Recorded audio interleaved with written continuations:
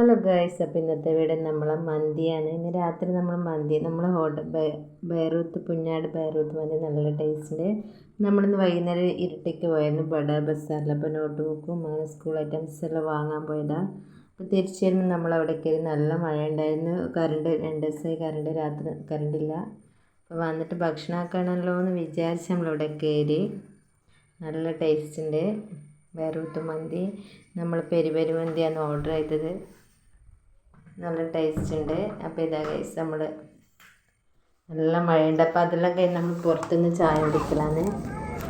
ഫുഡെല്ലാം കഴിച്ച് നമ്മൾ പുറത്തുനിന്ന് നല്ല ലൈം ടീ കുടിക്കലാണ്.